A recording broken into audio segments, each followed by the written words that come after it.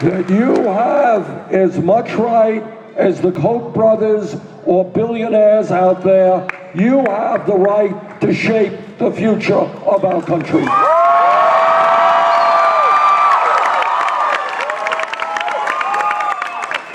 And I think what we are seeing all over our nation is the people are looking at the status quo, and they have now understood that establishment politics and establishment economics just is not going to do it.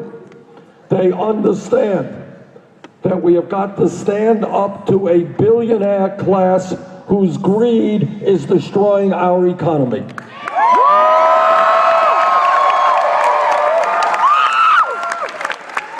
The American people understand that we need to end a corrupt campaign finance system that is undermining American democracy. Ordinary people, one person, one vote, have got to decide the future of our electoral process, not billionaires who are buying elections.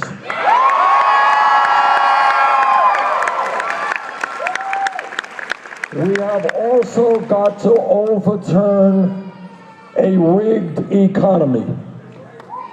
A rigged economy means that we have more income and wealth inequality than any major country on earth. A rigged economy means, listen to this, where the top 1/10 of 1%, 1/10 of 1% now owns almost as much wealth as the bottom 90%. Does that sound like America to you? A rigged economy is where our people are working 2 or 3 jobs just to make ends meet and to cobble together some health insurance. A rigged economy is where Wall Street greed destroys this nation, and yet not one executive on Wall Street gets a jail sentence. A rigged economy is when large profitable corporations make billions of dollars a year in profit, stash their money in the Cayman Islands and Bermuda and in other tax havens, and end up not paying a nickel in federal income tax. But it's not just a corrupt campaign finance system or a rigged economy that we have got to change. We have also got to deal with a broken, very broken criminal justice system.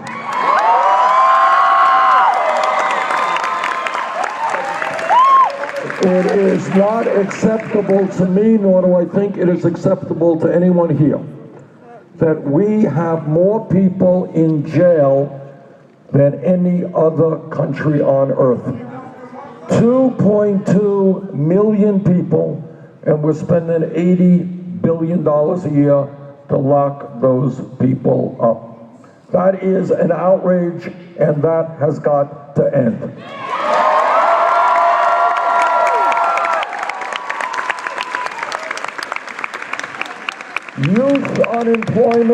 Youth unemployment in this country is off the charts.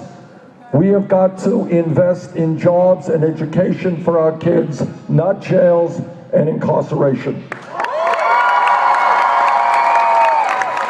We need major police department reform all across this country. We need to rethink the so-called war on drugs. We need to end corporate ownership of prisons and detention centers. What about our mental health system? What about our mental health system?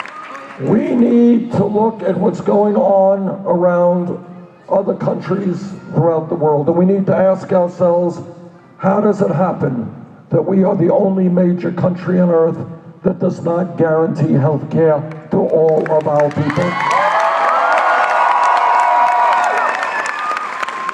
does it happen that we are the only major country not guaranteeing paid family and medical leave?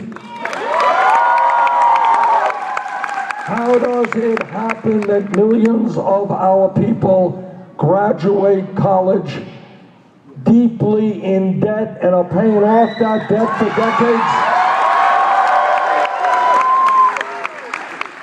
Which is why we must make public colleges and universities tuition free.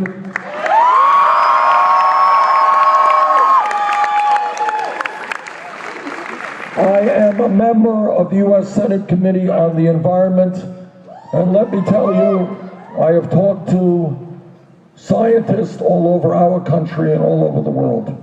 The debate is over. Climate change is real.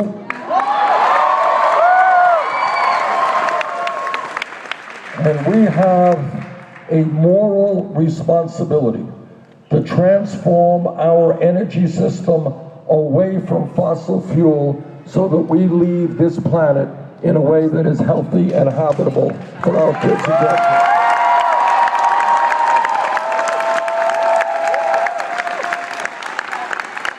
Now, real change, as all of you know, real change never ever takes place from the top on down. Real change is not about some president or some powerful guy signing a bill. That's not the way real change takes place. Real change always takes place from the bottom on up.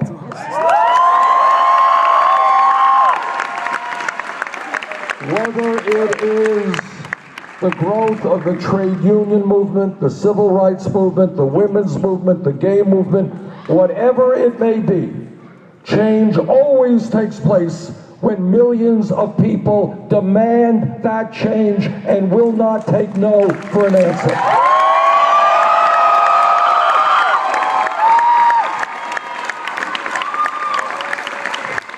And that is where we are right now, in this moment in history.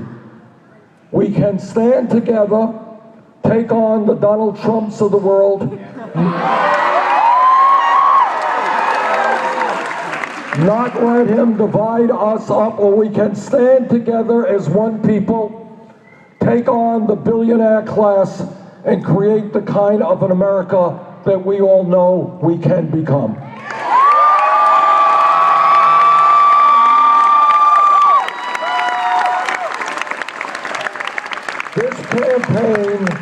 This campaign has won 7 out of the last 8 caucuses and primaries.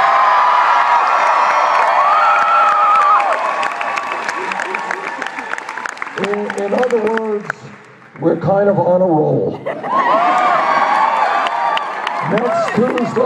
Next Tuesday is an enormously important Democratic primary here in New York State.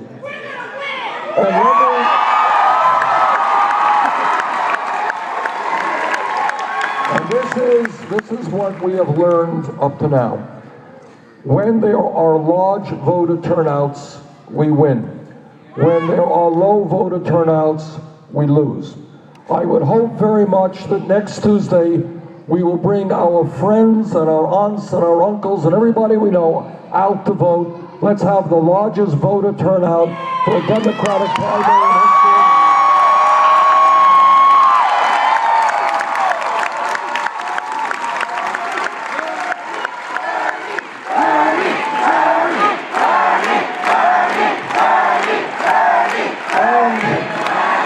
If we do that, if we bring out the people, we will win, and the road to the White House will be open. Thank you all very much.